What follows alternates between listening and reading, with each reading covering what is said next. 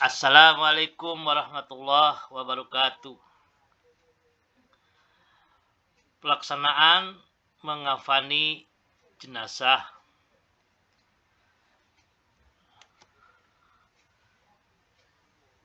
Satu, apabila seseorang telah dinyatakan positif meninggal dunia, ada beberapa hal yang harus disegerakan dalam mengurus jenazah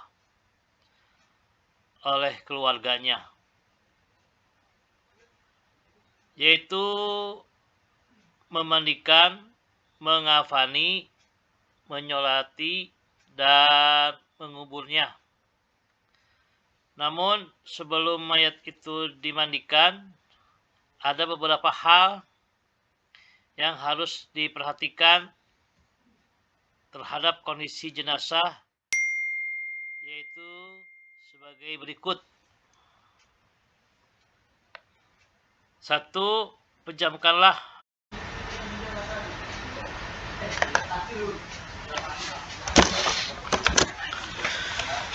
Bismillahirrahmanirrahim. Assalamualaikum warahmatullahi wabarakatuh. Pelaksanaan mengafani jenazah.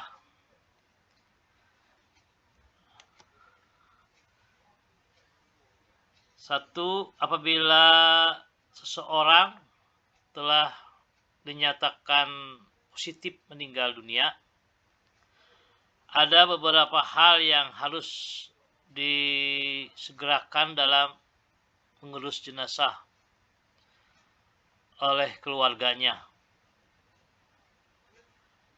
yaitu memandikan, mengafani, menyolati, dan menguburnya.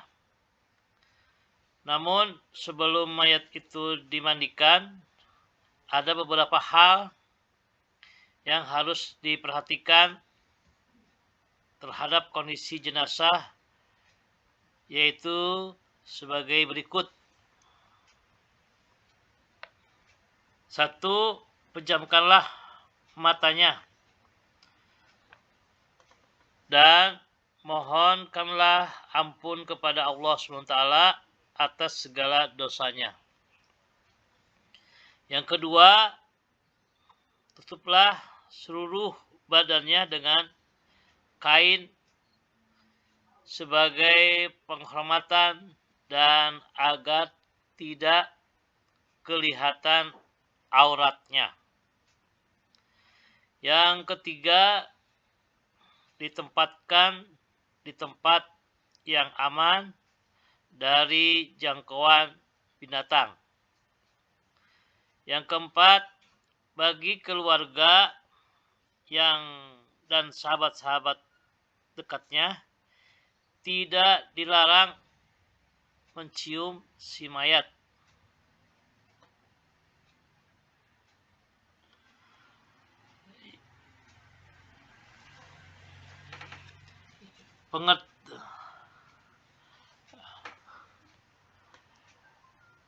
Ayat-ayat Al-Quran tentang perawatan jenazah, yaitu surat Al-Ankabut ayat 57 dan 58, yang bunyinya, kulun nafsin zaikatul maut. Setiap yang bernyawa akan merasakan mati. Kemudian hanya kepada kami kamu akan dikembalikan. Lalu surat Al-Imran ayat 158, yang artinya, dan orang-orang yang beriman dan mengerjakan kebajikan, sungguh mereka akan kami tempatkan pada tempat-tempat yang tinggi di dalamnya, yaitu surga, yang mengalir di bawahnya sungai-sungai. Mereka kekal di dalamnya. Itulah sebaik-baik balasan bagi orang-orang yang berbuat kebajikan. Lalu dalam surat yang lain yang artinya, dan sungguh sekiranya kamu mati atau gugur, pastilah kepada Allah kamu dikumpulkan. Nah, sekarang cara-cara memandikan jenazah. Nah, ini syarat-syarat wajib memandikan jenazah. Satu, jenazah itu orang Islam. Apapun alirannya, mazhabnya, ras, suku, dan profesinya. Yang kedua, didapati tubuhnya walaupun sedikit. Yang ketiga, bukan mati syahid, mati dalam peperangan untuk membela agama Islam. Yang kedua, yang berhak memandikan jenazah yaitu apabila jenazah itu laki-laki, yang memandikannya hendaklah laki-laki pula.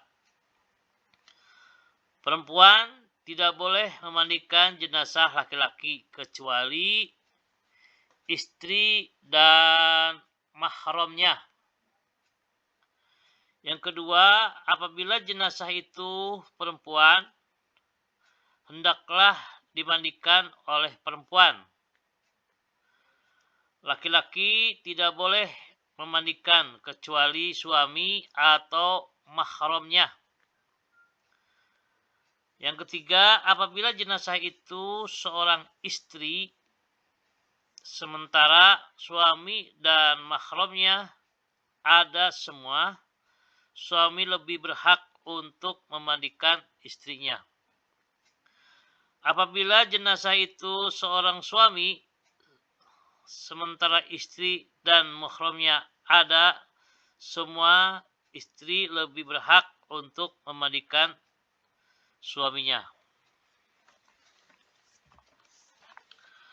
Nah, kalau mayat anak laki-laki masih kecil, nah perempuan boleh memandikannya.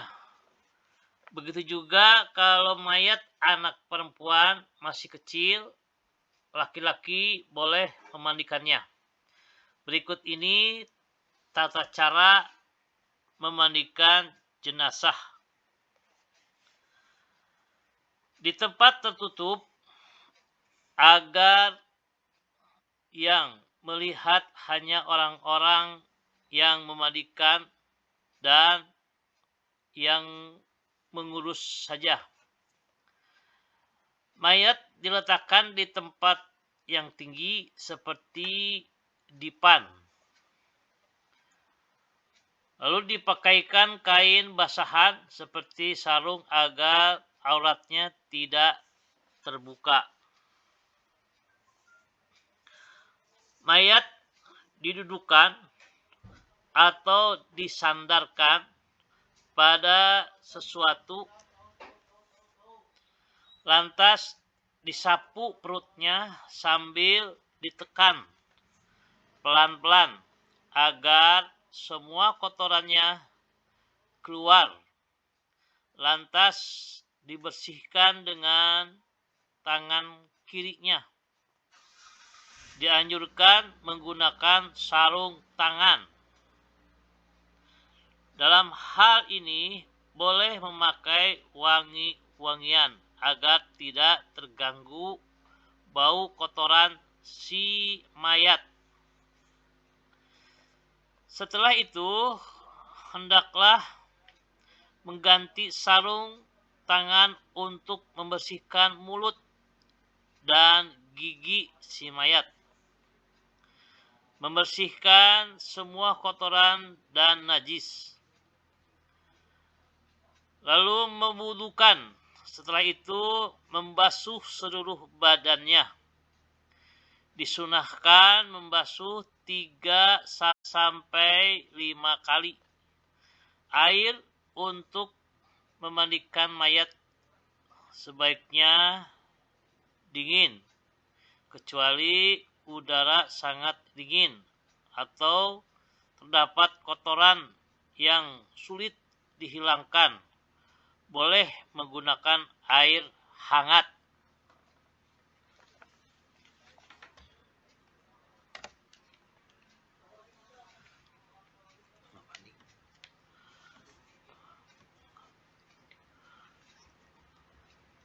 Lalu mengafani jenazah.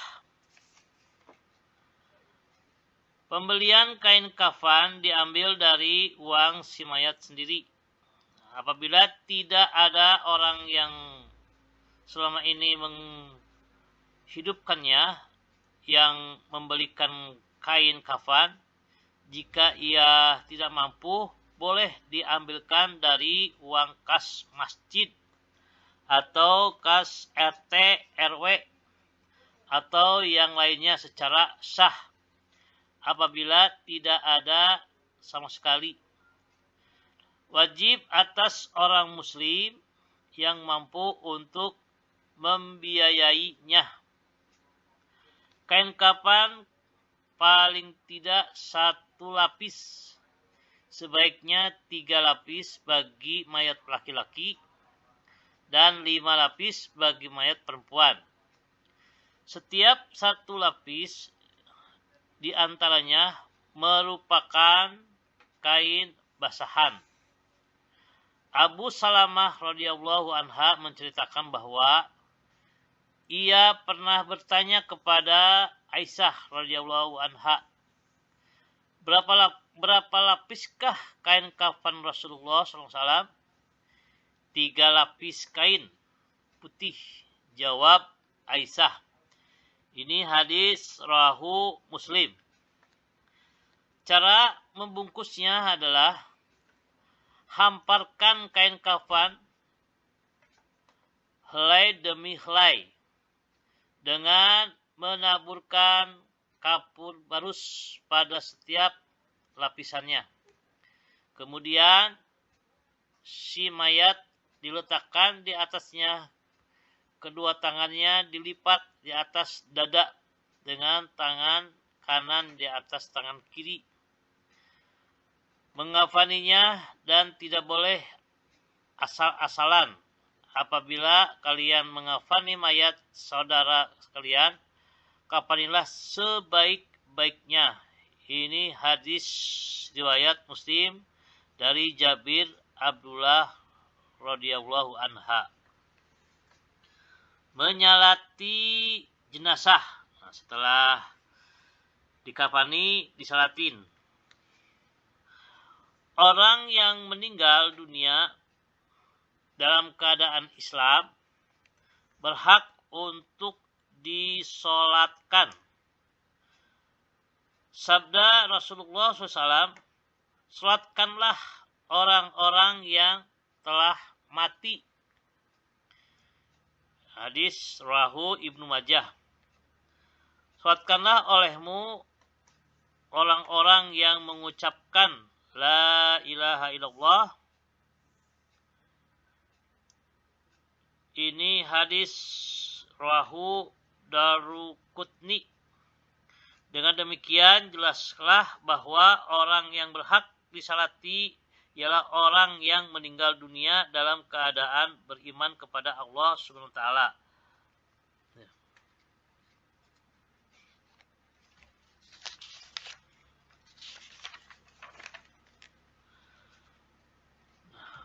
Menguburkan jenazah.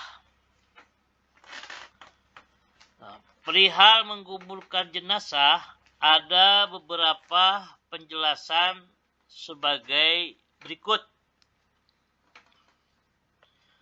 Pertama, Rasulullah SAW menganjurkan agar jenazah segera dikuburkan sesuai sabdanya.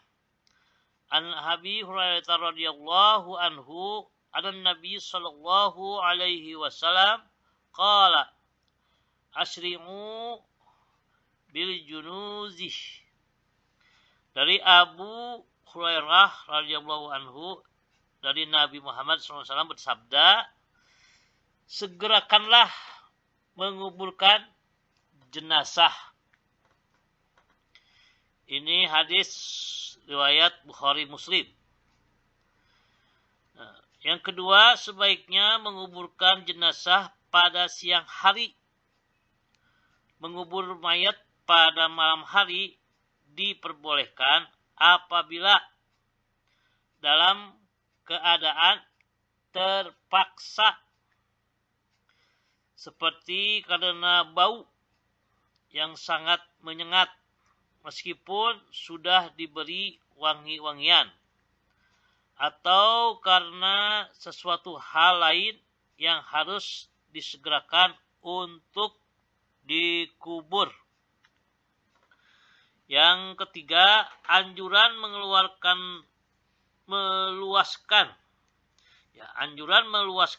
lubang kubur. Rasulullah SAW pernah mengantar jenazah sampai di kuburnya, lalu beliau duduk di tepi lubang kubur dan bersabda, luaskanlah pada bagian kepala dan luaskan juga bagian kakinya. Ada beberapa kurma baginya di surga.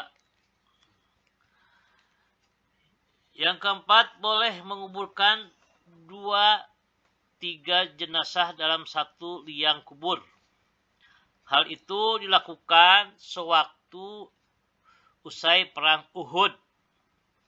Rasulullah SAW bersabda, galilah dan dalamkanlah, baguskanlah dan masukkanlah 2 atau 3 orang di dalam satu liang kubur. Dahulukanlah, masukkan lebih dahulu yang paling banyak hafal Qur'annya. Ini hadis riwayat Nasai dan Tirmizi dari Isyam bin Amir radhiyallahu anha. Yang kelima, bacaan meletakkan mayat dalam kubur. Apabila meletakkan mayat dalam kubur, Rasulullah membaca Bismillahi wa ala millati Rasulillah, dengan nama Allah dan nama agama Rasulullah. Dalam riwayat lain Rasulullah membaca Bismillahi wa ala millati Rasulillah wa ala sunnati Rasulillah, dengan nama Allah dan nama agama Rasulullah dan atas nama sunnah Rasulullah SAW. Ini hadis riwayat 5 ahli hadis kecuali Nasai dan Ibnu Umar radhiyallahu anha. Larangan memperindah kuburan. Jabir radhiyallahu menerangkan Rasulullah SAW melarang mengecat kuburan, dudukan dan membuat bangunan di atasnya. Ini hadis Muslim. Yang ketujuh, sebelum dikubur, ahli waris atau keluarga hendaklah bersedia menjadi penjamin atau menyelesaikan atas hutang-hutang si mayat jika ada, baik dari harta yang ditinggalkannya atau dari sumbangan keluarganya. Dari Nabi Muhammad SAW bersabda, dari orang mukmin itu tergantung tidak sampai ke hadirat Tuhannya karena hutangnya sampai dibayar dahulu hutangnya itu oleh keluarganya. Ini hadis Ahmad dan Tirmizi dari Abu Hurairah. Demikian penjelasan yang disampaikan, mudah-mudahan bermanfaat bagi kita semua. Wabillahi taufiq wal hidayah. Assalamualaikum warahmatullahi wabarakatuh.